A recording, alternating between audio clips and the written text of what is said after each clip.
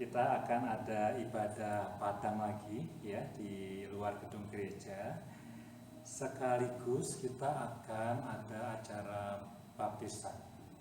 Ya, jadi saya terlambat karena saya ngajar kelas di bawah ya untuk make sure bahwa baptismnya ready ya, dan saya pikir saya praise God, thank God ya. Evan Carter is ready for baptism. Saya hari ini touching the last lesson gitu ya.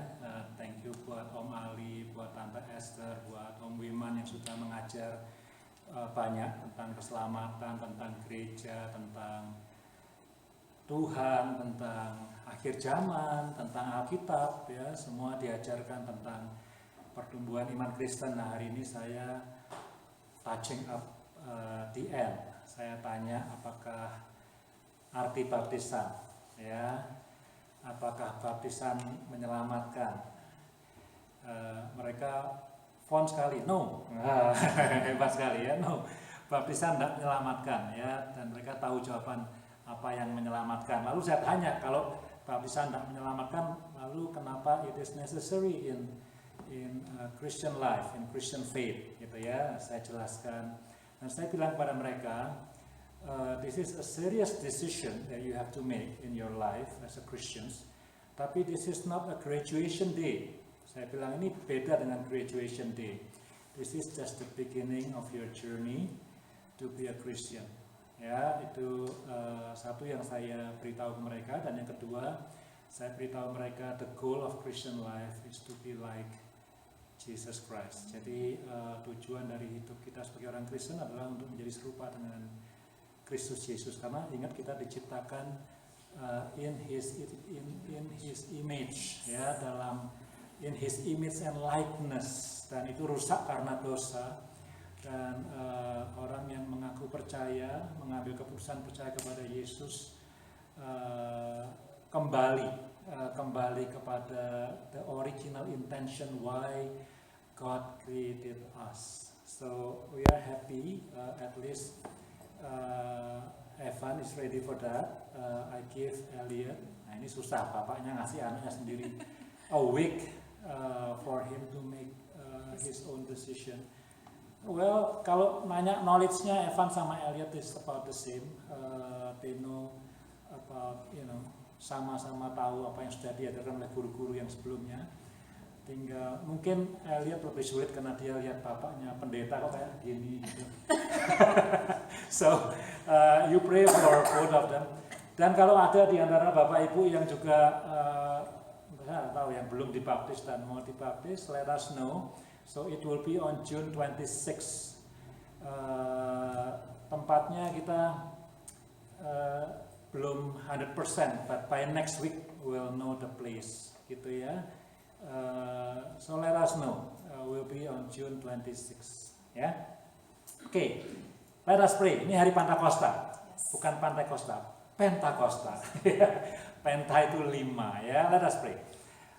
Bapak di surga, terima kasih sekali kami boleh beribadah hari ini, memperingati hari Pentakosta, hari turunnya Roh Kudus yang instrumental, yang penting sekali dalam kehidupan kami sebagai orang percaya dan penting dalam kehidupan gereja-Mu Tuhan.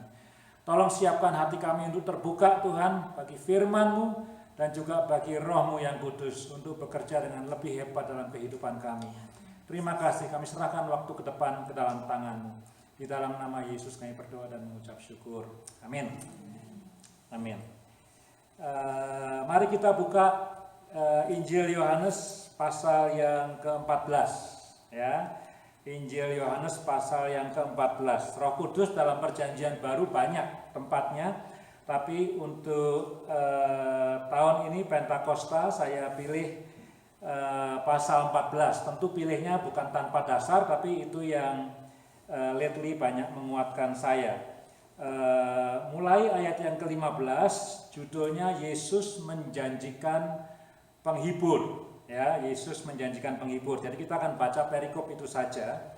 Tidak terlalu panjang, tidak terlalu pendek, saya pikir cukup. Saya akan bacakan buat saudara sekalian, ada di depan, sangat memberkati ya. Jikalau kamu mengasihi aku, kamu akan menuruti segala perintahku. Ini kata-kata ini nanti akan diulang lagi nih, ya. Aku akan minta kepada Bapa dan Ia akan memberikan kepadamu seorang penolong yang lain.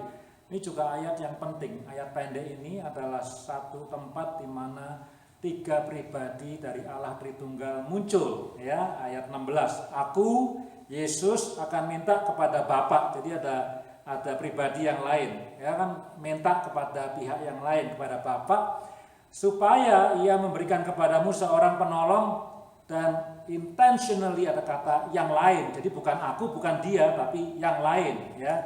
Ini satu ayat singkat di mana 3 oknum atau 3 pribadi dari Allah Tritunggal hadir bersama-sama, supaya Ia menyertai kamu selama-lamanya.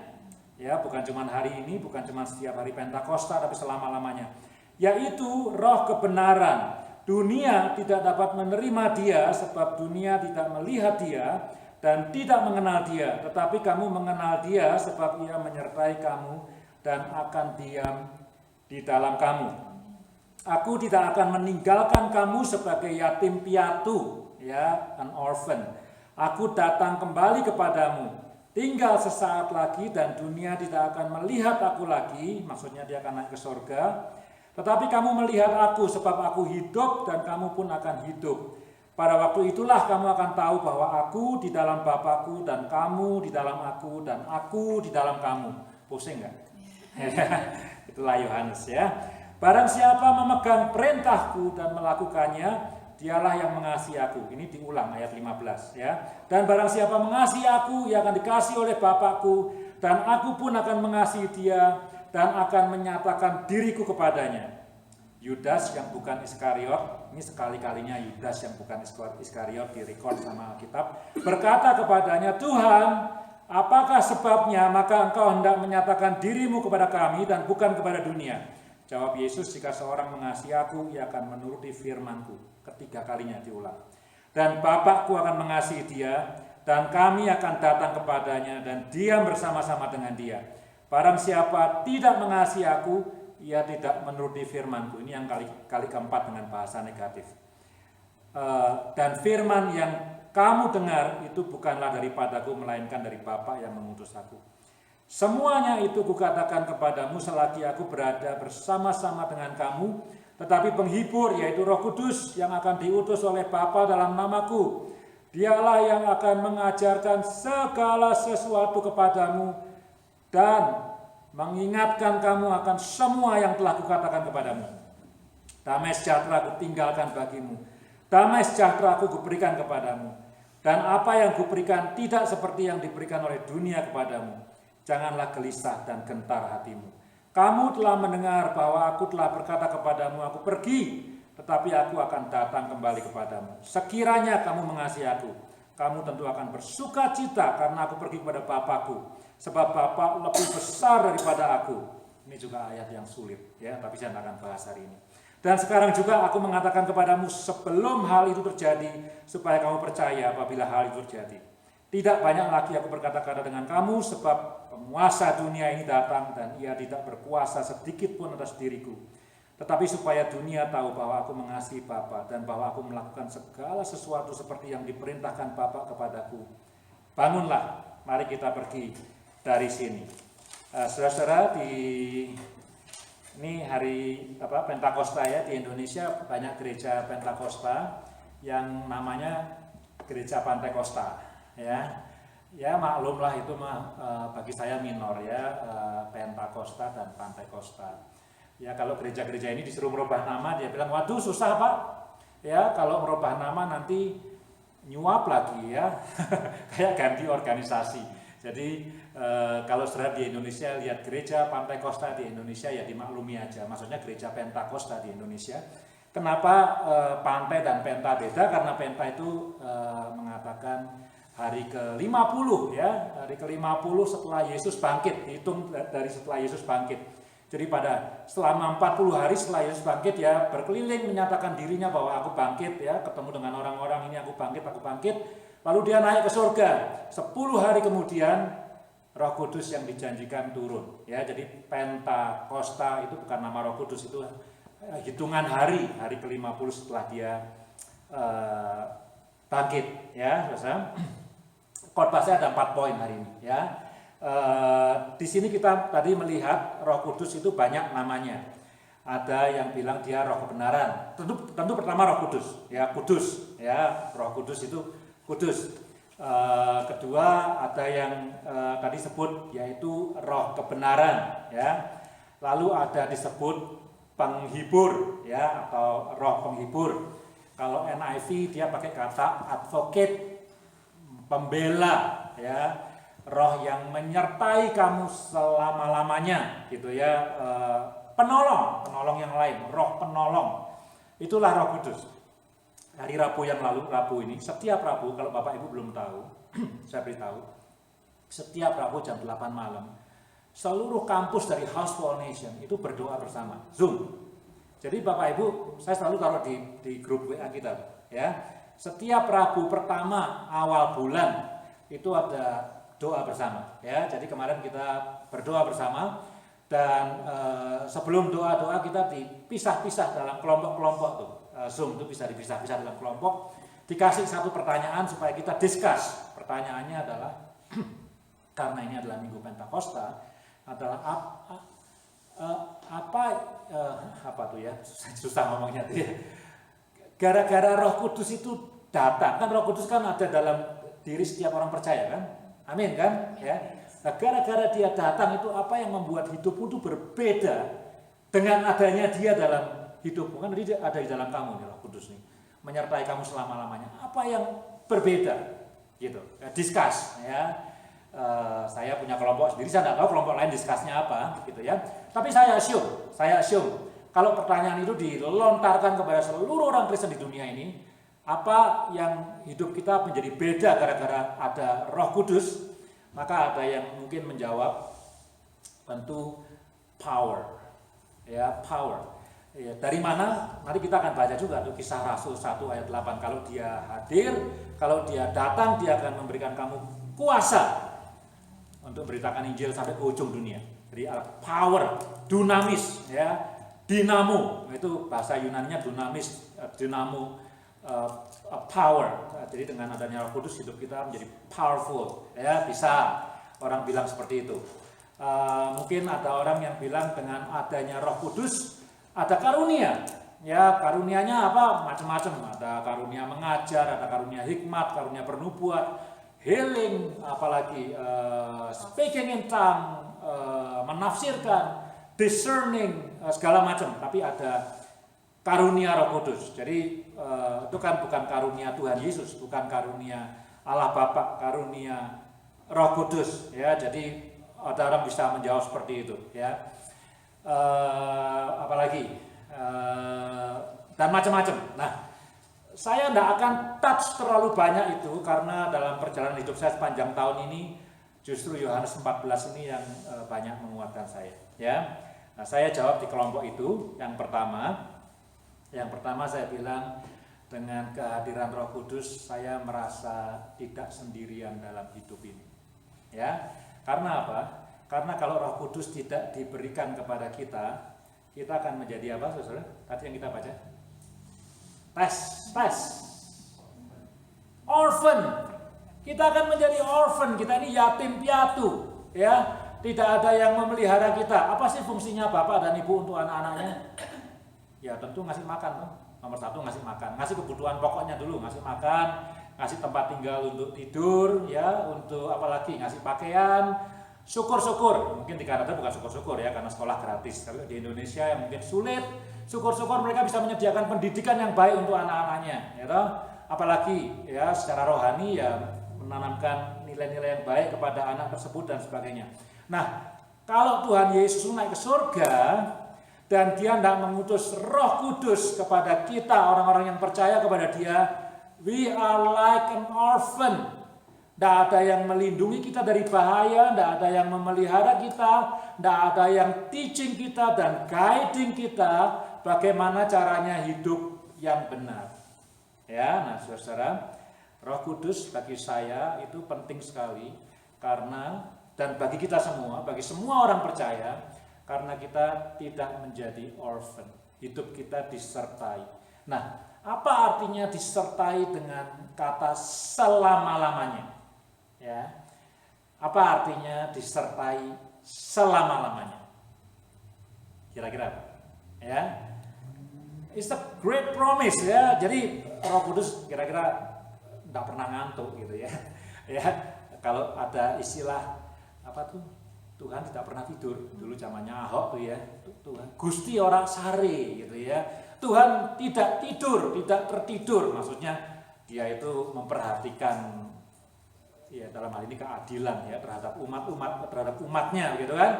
Maka Roh Kudus tidak tidur karena yang menyertai kita selama-lamanya. Ini kalau kita ngomong Tritunggal ya, bukan Bapa dan bukan Yesus, tapi Roh Kudus yang dijanjikan. Ya, saudara, kenapa ada gereja-gereja? Ini maaf ya, kenapa ada gereja-gereja yang begitu menekankan Roh Kudus? Tahu nggak? Kenapa? Kenapa ada gereja dan kita dan saudara yang mungkin bukan lahir dan tidak hidup di gerakan Pentakosta dan karismatik merasa, jadi gimana sih itu gereja tuh ya, gitu ya? Kok ekstrim banget tentang Roh Kudus gitu ya? Kenapa ada gereja-gereja yang begitu menekankan tentang Roh Kudus? Karena dalam sejarah Roh Kudus itu underestimate, dia kurang dianggap penting. Jadi itu natural reaction gitu ya, seringkali dinomorduakan. Tanya ahli yang belajar sejarah gereja ya. Jadi ini bukan charismatic and Pentecostal, itu bukan phenomenon of 20th century, no. Since the beginning of Christianity, the first 4 century, diskusi soal ini debat soal ini sudah muncul gitu ya. Dan the third person of the Trinity, the Holy Spirit itu sering sekali underestimated. Ya, jadi muncul deh reaksi, ini mestinya penting sekali ini dan seterusnya ya. Nah, saudara, yang menyertai kita, yang dijanjikan untuk menyertai kita itu adalah Allah oknum ketiga, Allah pribadi yang ketiga, the Holy Spirit. Karena apa? Karena Allah oknum kedua, Yesus Kristus, sekarang ada di surga, gitu ya. Ya, saya ngomong, oh dia kan Tuhan, bisa ada di mana-mana ya, oke. Ya, tapi the theology itu is about linguistic, is about vocabulary. Dan the oknum dan the pribadi dan the person yang diutus untuk menyertai kita selama-lamanya itu adalah Roh Kudus. Nah, kata selama-lamanya itu bukan hanya mengatakan bahwa Roh Kudus tidak pernah tidur, tidak pernah lelap, tidak pernah ngantuk menyertai kita, tapi juga mengatakan bahwa penyertaan dan janji penyertaan Roh Kudus itu irreversible, ya. Jadi kalau saudara disertai Roh Kudus ketika percaya kepada Yesus, diberi Roh Kudus menyertai selama-lamanya, terus tiba-tiba saudara misalnya berbuat dosa, ya, fail him atau disappoint God maksudnya, terus Roh Kudus, lu berbuat dosa, udah gue ingetin mengenai pengajaran Yesus, melanggar juga, udah gue tinggalin, gue sebel. Nah, what does that mean? Berarti Tuhan mengingkari janjinya sendiri, right? Kan aku memberikan Roh Kudus untuk menyertai engkau selama-lamanya, irreversible. Tak mungkin bisa dibalik keputusan itu, akan selama-lamanya. Saya bilang saudara, itu sangat, makanya ini kesaksian personal, itu jawaban saya di kelompok doa Rebu kemarin itu, ya, saya merasa dikuatkan sekali karena ketika Tuhan mengambil keputusan untuk memberikan Roh-Nya dalam hidup saya dan saudara-saudara, itu irreversible. Ya, saudara mau berbuat dosa kemudian that Holy Spirit tetap ada dalam hidup kita. Saudara mau fail him, disappoint him in the future, that Holy Spirit will remain in your life. Tadi saya bilang sama Evan sama Elliot, ya. Tadi saya bahas juga Alkitab, ya. Jadi saya punya 2 agenda tadi kepada mereka. Nomor 1 menjelaskan baptisan, nomor 2 saya ajak mereka untuk merenungkan Alkitab, ayat Alkitab dari Lukas 15 mengenai anak yang hilang. Ya, anak yang hilang. Terus saya bilang saya nak mau khotbah. Nah, jadi saya mau kamu khotbah kepada saya dari perikop itu. Tell me, menurut kamu, Evan bilang, oh my mom told me about that. Ya, dan kemudian mereka cerita ya, kalau Evan bilang, oh ini tentang God's love. Oke, kalau Elliot ini tentang regret. Oh, menarik nih, dua orang kok jawabannya beda ya, menarik. Yang satu bilang tentang the love of God, yang satu fokusnya tentang anak yang regret. Ya, which is tidak ada yang salah, yang benar. Saya bilang regret is good as long as you repent. Regret alone is not enough. You need to regret and then you need to repent to change the situation. So ya, jadi saya bilang nanti kamu kalau dibaptis ya, kamu tidak berubah jadi orang suci loh, saya bilang ya. You will continue. I don't pray for that, but you will continue to fail God and to disappoint Him. But you remember this loving Father. Dia akan tetap membuka tangannya untuk menerima kamu kembali, untuk memeluk kamu meskipun kamu kotor dan banyak dosanya. Ya, saudara. So selamanya penyertaan itu bukan hanya mengatakan Tuhan tidak pernah tidur atau Roh Kudus tidak pernah tidur, tapi it is irreversible. Yang kedua, poin yang kedua, ya. Tadi ada 4 kalimat yang diulang, yang 3 dengan kata positif, yang 1 dengan negatif. Kalau kamu mengasihi aku, kamu menuruti firmanku. 4 kali. Ya. Yang keempat, kalau kamu tidak menuruti firmanku, kamu tidak mengasihi aku. Yang keempat negatif. Ya. Jadi kalau kamu tidak, kamu tidak. Tapi 3 yang pertama, kalau kamu mengasihi aku, kamu menuruti firmanku. Kalau kamu mengasihi aku, menuruti firmanku, dan mengasihi aku, menuruti firmanku. Jadi kadang-kadang saya pikir, ini sebetulnya perikop ini, ya perikop yang ya panjang enggak, pendek enggak, tapi ada satu pesan yang diulang 4 kali. Jangan-jangan perikop ini is not about Holy Spirit. It is about obeying the word of God. Ini tentang mentaati firman Tuhan ini. Tapi karena susah loh, nah, misalnya kalau saya sering di rumah ketemu sama anak saya mungkin capek sama saya, karena saya akan bilang gini, tuh tolong beresin mainan. Nah dia main, tinggal di lantai kan, besoknya ketemu lagi, tolong beresin mainan. Lama-lama anak saya menghindar dari saya, ya beresin mainan gitu ya. Coba kalau bapaknya pergi seminggu, mereka happy. Nggak ada yang nyuruh, ya lupa mereka, tugasnya kan ingetin terus, beresin mainan. Bantal di lantai, kaos kaki di mana, celana, pakaian berserakan di mana-mana gitu kan. Jadi saya tahu Kiefer sama Elliot ya tired with me, ngomong terus beresin. Ya kalau Keiko saya sudah nggak ngomong lagi ya, susah ya. Udah biarin aja. Tapi 2 anak laki-laki ini terus beresin, capek mereka. Saya tahu mereka capek, saya tahu mereka capek. Tapi saya bayangin kalau saya pergi 1 minggu, ya mungkin sudah nggak tahu deh. Ya. Kalau saya pergi sebulan makin lupa. Kalau saya pergi setahun apalagi gitu kan ya. Nah ini Yesus mau pergi. Ya, Yesus mau pergi naik ke surga. Dan pulangnya dia janji dia mau balik, tapi masih lama gitu ya. Meskipun Alkitab bilang seketika saja aku akan kembali. Tapi ini sudah 2000 tahun belum kembali dia ya. Jadi maka itu diutuslah Roh Kudus untuk apa? Untuk mengingatkan semua yang pernah aku katakan dan pernah aku ajarkan. Itu fungsi yang kedua. Jadi fungsi yang pertama menyertai, ya. Fungsi yang kedua mengingatkan kita akan semua yang diajarkan Tuhan Yesus. Supaya apa? Supaya kita bisa mentaati Dia. Ya kan dia bilang, kalau kamu cinta aku, kamu taat. Loh, gimana cara taat kepada Tuhan Yesus? Kan bakal lupa. Kalau cuma seminggu Yesus berangkat gitu, masih ingat, oh Yesus pernah ngajar apa ya? Loh, ingat loh ya, pada abad pertama ketika Yesus naik ke surga tuh, nggak ada kitab, nggak ada YouTube, nggak ada Google, nggak bisa ketik Yohanes 14 kemudian keluar firman-nya, nggak ada itu. Jadi kalau seminggu Yesus naik ke surga, nah, mungkin Matius masih ingat, dulu Yesus bilang, aku datang bukan untuk orang sehat, tapi untuk orang sakit, ya. Lukas mungkin ingat apalagi ya kata-kata Tuhan Yesus saya ingat apa ya saja lupa ya apa gunanya manusia memiliki seluruh isi dunia tapi kalau tidak punya Tuhan Yesus sia-sia. Nah, itu Lukas ingat seperti itu. Seminggu mungkin masih ingat, sebulan makin lupa, setahun apalagi.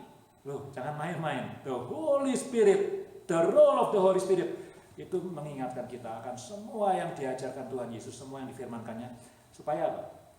Supaya kita bisa tetap hidup mengasihi Dia. Karena tidak ada kasih tanpa ketaatan. Saudara, penting ya. Jadi kalau saudara masih bisa taat sama Tuhan, kalau masih bisa diingatkan, oh aku berbuat salah atau dilema, kerjain nggak ya? Kalau aku kerjain menyakitkan Tuhan Yesus, kalau aku kerjain mempermalukan Tuhan, you know what? That is the work of the Holy Spirit, the third person of the Trinity, oknum yang ketiga dari Allah Tritunggal. Ya saudara ya, jadi yang kedua, ini penting sekali buat perikop ini karena perikop ini tentang mengasihi Tuhan dan taat kepadanya. Dan it is the Holy Spirit yang akan mengingatkan kita. Yang ketiga, nah yang ketiga ini ya, saya mau baca. Yang ketiga ini bagi saya paling penting. Ya, yang ketiga. Tadi yang kita sudah baca, ya kita sudah baca, tapi saya mau highlight sekali lagi. Ya, ayat 27 itu alinea baru kalau di dalam bahasa Indonesia Alkitab. Damai sejahtera kutinggalkan bagimu, damai sejahtera kuberikan kepadamu, dan apa yang kuberikan kepadamu tidak seperti yang diberikan oleh dunia kepadamu. Janganlah gelisah dan gentar hatimu. Saudara, masih ingat ya, kita baru celebrate Easter, right? 2 months ago, Easter. Dan sebelum Easter kita punya seri khotbah tentang Lent, Minggu Sengsara, ya, dari Injil Markus, kalau masih ingat, ya. Markus ada 2 pasal tentang Lent, ya. Jadi kalau di Markus itu pasal terakhir mengenai Yesus sudah bangkit dan kemudian naik ke surga. Ya, kemudian ada 2 pasal tentang dari mulai Yesus. Lent itu dimulai ketika Yesus diurapi dengan minyak wangi oleh Maria saudaranya Marta itu.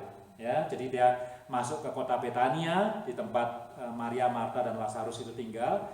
Kemudian diurapi, ya, dan dia mengatakan setiap kali mengingat perempuan ini in memory of her, maka engkau memberitakan kematianku. Jadi itu the beginning of Lent, masa sengsara Tuhan Yesus. Ya.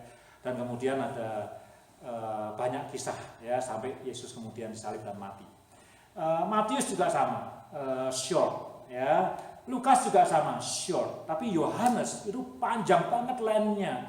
Karena dalam Injil Yohanes itu Yesus diurapi oleh Maria dalam pasal yang ke-12, padahal Yohanes itu akhirnya pasal ke-21. Jadi Lentnya Yohanes itu extended saya bilang ya. Jadi kan ada yang normal version, original version, ada yang extended version. Extended version itu kalau musik tuh ya ada dirubah aransemennya gitu ya. Nah, Yohanes itu panjang dari pasal ke-12 sampai terakhir gitu ya. Termasuk di dalamnya janji mengenai Roh Kudus yang kita baca ini ya, kemudian banyak cerita-cerita gitu ya di dalam itu. Nah, di dalam extended Lent yang diceritakan oleh Yohanes, di situ kita melihat sekali ada perang antara murid-murid Tuhan Yesus dan orang-orang di dunia ini. Jadi dunia itu dianggap sebagai the enemy, ya, the world. Tapi itu kacamata Yohanes, ya, dunia itu gelap, Yesus datang sebagai terang. Ya, jadi dunia itu jelek untuk Yohanes. Dunia itu enemy, the enemy gitu ya. Dan yang menarik Saudara, janji mengenai damai sejahtera itu diberikan dalam satu paragraf mengenai janji untuk Roh Kudus. Interesting ya. Jadi Roh Kudus dikirim bukan hanya untuk menyertai kita, Roh Kudus dikirim bukan hanya untuk mengingatkan kita akan semua yang diajarkan Tuhan Yesus supaya kita bisa hidup taat kepada Dia, tapi Roh Kudus dikirimkan juga untuk memberikan kita peace, damai sejahtera, karena kita hidup di tengah-tengah dunia yang adalah musuh kita. Dan Dia bilang gini, damai sejahtera yang akan aku berikan kepadamu beda dengan damai sejahtera yang diberikan kepada dunia ini. Ya, damai sejahtera dunia ini apa? Ini misalnya power. Ya, kalau kita punya power, kita feel secure. Mungkin money. Kalau kita have enough money, kita feel secure. Ya, mungkin apa lagi? Happy family. Kalau kita punya happy family, mungkin kita juga tidak berdoa lagi. Kita feel secure. Kalau semuanya happy, semuanya enough, semuanya cukup, lalu what is the purpose of prayer? What is the purpose of seeking God? What is the purpose of obeying God? Everything is good enough. Ya, Tapi karena kita hidup di tengah-tengah dunia yang memusuhi anak-anak Tuhan, memusuhi murid-murid Yesus, berapa kali Yesus mengatakan kamu bukan dari dunia ini. Dan aku berdoa supaya Tuhan tidak mengambil kamu dari dunia ini, tapi supaya melindungi kamu meskipun hidup di dunia ini. Nah, Roh Kudus, janji mengenai Roh Kudus adalah janji mengenai damai sejahtera. Dunia ini menakutkan, ya. Last week or weeks ago, di Texas orang ditembak. Waduh, ya, saya bukan orang Amerika, bukan orang yang sentimental, tapi siapa yang tidak sedih kalau dengar berita seperti itu?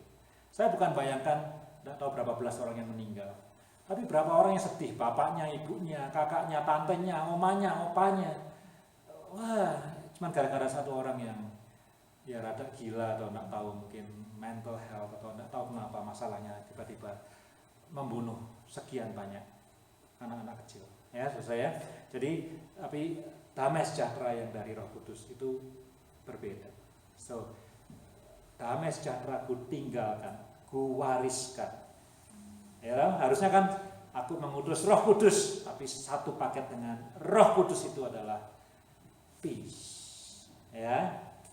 Jadi penyertaan, mengingatkan mengenai semua yang diajarkan Tuhan Yesus, dan kemudian memberikan damai sejahtera. Nah, yang terakhir berpisah. Kisah 1 ayat 8. Kita baca satu ayat. Ya, ini yang terakhir, poin yang terakhir. Kisah 1 ayat 8, ayatnya terkenal sekali, ya. Kisah 1 ayat 8. Tetapi kamu akan menerima kuasa kalau Roh Kudus turun ke atas kamu, dan kamu akan menjadi saksiku di Yerusalem, seluruh Yudea, Samaria, sampai ke ujung bumi. Dunamis, ya, saudara. Jadi saksi Tuhan, ya, Roh Kudus, ya toh? Jadi kalau ditanya apa yang membedakan hidup dengan Roh Kudus dengan hidup tanpa Roh Kudus, menjadi saksi, right? Menjadi saksi. Saudara mikir, aduh, aku tidak pernah nginjil, tidak pernah khotbah, tidak pernah. saya tahu itu ya. Tapi that's the truth. Kalau Roh Kudus, jikalau Roh Kudus, bila mana Roh Kudus, ketika Roh Kudus turun atasmu, dia akan memberikan kamu dunamis. Kan bukan mengatakan kalau Roh Kudus turun di atas Eri atau Vero atau Ali, turun atas kamu semuanya, dia akan memberikan kuasa dunamis, dan kamu akan memberitakan saksiku sampai ke ujung bumi. Sudah minggu yang lalu, sebelum gereja, saya mendengar kabar karena pada hari yang sama, hari Minggu, itu ada satu orang yang saya kenal tidak baik, ya, meninggal dunia. Ya, Bapak Ibu mungkin tahu dia adalah ketua yayasan dari Seminari Alkitab Asia Tenggara atau saat sekolah teologi yang baik. Namanya Pak Daniel Lukas Lukito. Ya, saya cuma ketemu sekali dalam hidup saya. Waktu itu dia masih mengajar di STD Bandung dan saya mengajar di sana juga. Pernah rapat sekali sama dia. Orangnya sangat dihormati oleh mantan-mantan mahasiswanya. Ya, ada banyak rektor, tapi ini rektor yang dihormati, yang disayangi. Dia 15 tahun jadi rektor di saat. Ya. Nah, lalu seperti biasa ya, saya ke YouTube, lihat ibadah penghiburan, dengerin semua orang yang offering eulogy untuk dia. Pemakaman semuanya ya, dan kemudian ya ini buruknya orang ya, setelah orang meninggal baru cari khotbah-khotbahnya dia kan, nyari khotbahnya dia ya. Dan kemudian saya ketemu satu khotbah dia ketika saat berulang tahun 70 tahun. Saat itu kira-kira berdiri tahun 51, tahun 52. Mahasiswanya cuma satu gitu. Mahasiswanya itu yang pertama yang namanya Pak Pendeta Peter Wongso, yang kemudian nanti jadi rektor di sana sebelum digantikan oleh Pak Daniel. Ya. Nah, anyway, Pak Daniel khotbah ketika saat itu umur 70 tahun. Nah, dia berkata begini. Depan mahasiswa kan, ini kan seminari. Nah, dia bilang saat itu pendirinya orang dari China, namanya Andrew G. Last name-nya itu G-I-H, ya, Andrew G. Nah, dia bilang, waktu Andrew G datang ke Indonesia dan mendirikan seminari ini dan satu gereja. Jadi yang didirikan adalah Saat dan GKKK, Gereja Kristen Kalam Kudus. Ini pendirinya sama, Andrew G. Ketika Andrew G mendirikan seminari dan gereja ini, Yang ada di otaknya dan di hatinya adalah ayat firman Tuhan. Lihat, ladang sudah menguning. Mintalah kepada Tuhan pekerja, maka Dia akan memberikan kepadamu. Itu yang ada dalam hatinya Andrew G. Wah, khotbahnya seperti itu. Dia ngomong di depan mahasiswa ya. Jadi kalau kamu di sini belajar teologi cuma sekedar ingin dapat gelar STH atau MTH, saat punya MTH, punya STH, punya MA in Counseling, maka sangat sayang sekali dia bilang. Dia tidak bilang percuma, tapi sayang. Kalau kamu nanti lulus dan kemudian jadi pendeta di gereja, cuma sekedar untuk mengerjakan program-program yang di-assign kepada kamu, maka sangat sayang sekali. Karena yang ada di hatinya Andrew G. waktu mendirikan Saat dan GKKK adalah lihat ladang sudah menguning di Indonesia itu, ya. Dan mintalah kepada Tuhan pekerja, maka Dia akan mengirimkan pekerja. Dia bilang gitu. Wah, itu khotbah ya. So powerful sekali itu ya. Saya dengar itu, waduh. Wah, ini mesti dikhotbahkan kepada semua seminari ya. Karena mungkin khususnya di North America, sorry nih ya, mungkin orang bule. Itu kalau di seminari cari position, which is okay, cari position pendeta maksudnya. Saya masih ingat sekali waktu saya di seminari. Ini tidak jelek, tapi ini North American culture. 6 bulan sebelum seminari saya punya sinode kan, punya satu sinode. Dan 6 bulan sebelum saya wisuda, semua pendeta di sinode saya diundang untuk datang ke seminari itu. Tujuannya apa? Untuk melihat calon wisudawan. Dan mereka punya offer, nih aku perlu youth pastor, aku perlu children pastor, aku perlu senior pastor, aku perlu associate pastor. Lalu di situ selama seminggu interview. Dan si gereja datang dengan semua facility. Misalnya housing, insurance, apa yang di cover, dia taruh di situ. Dan untuk North American culture, it is very, saya kan ngobrol sama teman-teman saya. Oh, aku pilih itu, kenapa? Karena aku tidak mau tinggal di North, aku maunya di tempat yang hangat, di Texas atau di California. That's okay. That is not American culture. Kalau Indonesia kan panggilan Tuhan. Suara Tuhan dalam hatiku, ya. Bebanku apa? Hatiku terbeban untuk apa? Tapi untuk North American is sangat wajar sekali, dan saya pikir bukan dosa. Aku ingin di tempat yang aman. Aku sukanya Wyoming, pemandangannya indah. Jadi aku cari gereja di Wyoming. Aku mau di gereja itu karena apa? Dia covering bukan hanya health insurance, tapi juga car insurance. Kayak misalnya gitu ya. Gajinya lebih baik. Those kind of things terjadi. Tapi, wah, saya bilang ini khotbahnya Pak Daniel Lukas ini harus dikhotbahkan di semua seminari. Kalau kamu cuma sekolah di sini untuk degree, kalau kamu sekolah sini untuk posisi yang baik dengan gaji yang baik, alangkah sayangnya. Dia tidak bilang sia-sia, dia tidak bilang percuma, tapi dia berulang kali mengatakan betapa sayang. Saudara-saudara, waktu saya dengar khotbah itu, dia baru meninggal hari Minggu lalu, gitu ya, serangan jantung. Jadi baru seminggu ini kan menyiapkan khotbah Pentakosta. Saya mikir ya, kalau saudara-saudara ada di gereja ini menjadi bagian dari Family House Foundation, tidak tahu untuk berapa lama waktunya, cuman untuk duduk di kursi ini, dengarkan khotbah, kumpul-kumpul tiap minggu, apa enggak sayang ya? Pikir-pikir, memang saudara bukan seminari student, bukan student seminari, tapi kalau saudara menjadi bagian dari the body of Christ, the temple of Christ, cuma untuk duduk di sini, good, mendengarkan firman Tuhan itu bagus loh, saya appreciate loh ya, mau mendengarkan firman Tuhan setiap minggu dengan setia itu saya appreciate. Tidak sia-sia, tidak percuma, tapi betapa sayangnya, gitu. Karena the Holy Spirit yang datang dalam hidup kita itu empower, give us the dunamis, dinamo, untuk memberitakan Injil sampai ke ujung dunia. Wah, saya, to be honest, salah satu khotbah di ibadah penghiburan itu. Jadi rektor Saat yang sekarang itu khotbah cuman dari setengah ayat dari Roma 14:8 kalau nggak salah. Kalau aku hidup untuk Tuhan, kalau aku mati untuk Tuhan. Ayatnya cuman itu aja bunyinya, dia khotbah gitu aja. Saya terus terang dalam hidup saya tidak pernah langsung diberkati oleh Pak Daniel Lukas. Tapi setelah dia mati, dengar dia khotbah ini, baru it's so touching to me. Ya, kalau kamu cuma cari gelar di seminari, kalau kamu cuma cari pekerjaan di gereja dari seminari, betapa sayangnya. Ya, lihatlah ladang sudah menguning.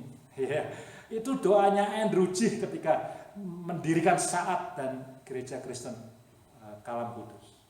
Ya, saudara, saya mungkin bukan orang seperti Andrew G, tapi saya kalau dengar dari Pak Sony, orang seperti Pak Sony, seperti Bu Yani, yang hatinya itu very passionate kepada orang-orang yang terhilang, jiwa yang terhilang. Hari Pentakosta ini seharusnya mengingatkan kita kembali untuk yuk, ya, the power is in us. Now we need to move on. Kita perlu jadi saksi, witnessing, ya,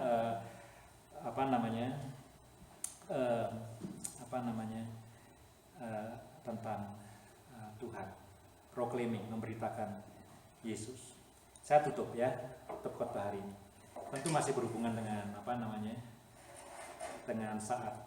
Jadi Pak Peter Wongso bersaksi. Pak Peter Wongso lahir di China, datang ke Indonesia. Bapaknya pendeta metodis di China. Datang ke Indonesia tapi untuk bisnis, bukan untuk jadi pendeta. Jadi dia bisnis, suka lupa ke gereja gitu ya. Kakaknya ingetin dia, kamu mesti gereja ya, keluarga pendeta mesti gereja. Dia lupa. Sampai kemudian entah bagaimana Andrew G KKR, dan kemudian dia bertobat ya, mau ikut Tuhan. Satu kali Andrew G itu pertama di Bandung sebenarnya, bukan di Malang ya, tapi karena nggak dapat tanah di Bandung, kemudian bikin Saat Malang. Kalau dapat tanah mungkin Saat Bandung namanya itu. Ya, di Saat Malang. Nah, terus si Peter Wongso ini kirim surat ke dia. Zaman itu kirim surat, nggak ada email, nggak ada WhatsApp. Aku mau sungguh-sungguh melayani Tuhan, tapi nggak ada seminari. Mbok, kamu bikin seminari, ya toh? Setelah 2 bulan baru suratnya dibalas. Ya maklum, 2 bulan atau 3 bulan. Oke, kita bikin seminari. Ayo ketemu, datang Peter Wongso ke gimana? Sudah ada tempatnya? Saya dulu sih nggak tahu di mana tempatnya. Pertanyaannya pertama itu, tempatnya nggak ada. Sudah ada dosennya? Siapa? Nggak ada dosennya. Loh, ini orang gimana sih? Saya dipanggil untuk ketemu ya toh, tempatnya belum ada, nggak ada, jangankan gedung gitu ya. Dosennya nggak ada. Bagaimana? Ada berapa yang mendaftar? Ya kamu ini yang mau sekolah, kamu doang. Ya, lalu dia bilang sama Peter Wongso, ayo kita sembahyang. Menurut kesaksiannya Pak Peter Wongso, mereka berdoa 2 jam. Wah, saya bilang orang-orang zaman dulu ya, founder, regardless apa denominasinya, regardless apa aliran gerejanya, they are men of prayers. Dia berdoa 2 jam dan wah, jawabannya amazing.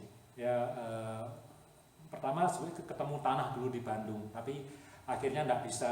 Kemudian ada 5 dosen dari gereja baptis yang menyatakan diri available. Itu awal-awalnya Saat. Mereka dari seminari baptis di Semarang itu. Kalau yang tahu di Semarang ada seminari baptis itu.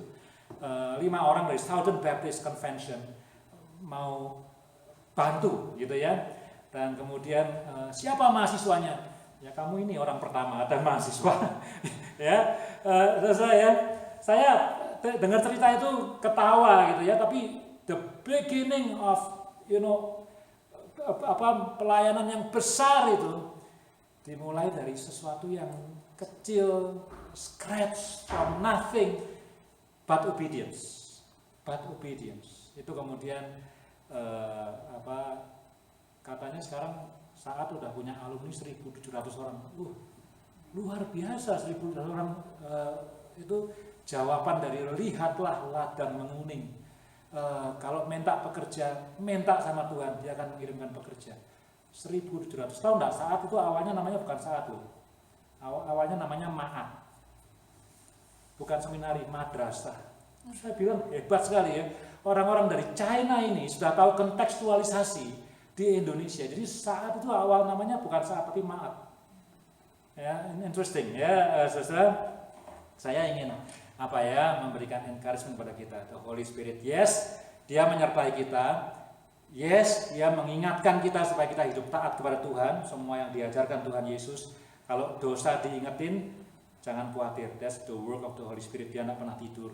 Ya, dia memberikan kita damai sejahtera, tapi yes, dia memberikan kita juga power to be the witness sampai ke ujung-ujung bumi. Kalau saudara merasa tidak mampu, ya, saya suka Bible study sama Ali ya, tidak apa-apa ya, misalnya Ciin ya, ayo Ciin berdoa, tidak bisa. Nggak bisa. Ciin, saya waktu nyiapin khotbah ini jadi ingat ada dunamis, ada the power of the Holy Spirit in your life. Bisa tuh Ciin, ya. Bu Kiti bisa itu berdoa, ya. Semua bisa berdoa, bukan cuma berdoa, menjadi saksi Kristus, saksi Yesus sampai ke ujung bumi. Ladang sudah menguning, kita perlu bekerja. Amin. Kita akan perjamuan kudus, ya. Ini enggak? No, oke. Ya, kalau gitu kita berdoa ya. Kita akhiri firman Tuhan.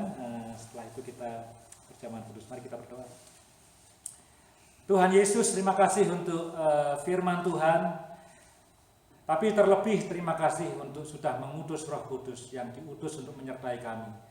Irreversible. Apapun yang kami lakukan, kesalahan, kegagalan, mengecewakan Engkau, dosa, kami tidak mau meremehkan semua itu, tapi penyertaan Tuhan itu kekal di dalam hidup kami. Kami tidak pernah sendirian, kami tidak dibiarkan sendirian, dan Tuhan tidak pernah tertidur. Tuhan melindungi, menyertai, menolong, roh penolong, roh kebenaran, advocate, pembela kami. Terima kasih Tuhan Yesus. Kami juga bersyukur Tuhan karena Engkau mengingatkan kami semua yang diajarkan oleh Tuhan Yesus. Supaya apa? Supaya kami bisa taat, hidup mengasihi-Mu. Dan terima kasih juga untuk damai sejahtera. Di tengah this chaotic world, ada a different peace yang Tuhan berikan melalui Roh-Mu yang kudus. Dan tolong kami Tuhan Yesus.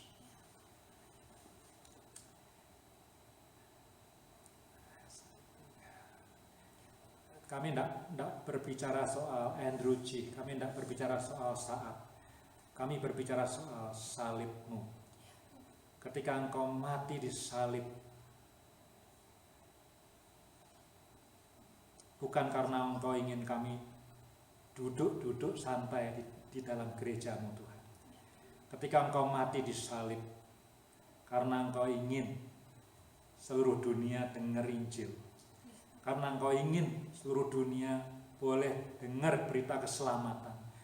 Karena Engkau mengasihi, karena sedemikian besar kasih Tuhan akan dunia ini. Engkau memberikan hidup-Mu supaya yang percaya diselamatkan dan tidak binasa. Tolong kami Tuhan, jadi saksi Tuhan, berani jadi witness Tuhan sampai ke ujung dunia. Terima kasih untuk dunamis, semua yang hari ini merasa tidak mampu jadi saksi Tuhan, tidak mampu berdoa, tidak mampu melayani Tuhan, tidak mampu A, B, C, dan D. There is the power of the Holy Spirit in you. Terima kasih Tuhan Yesus. Di dalam nama-Mu kami berdoa dan mengucap.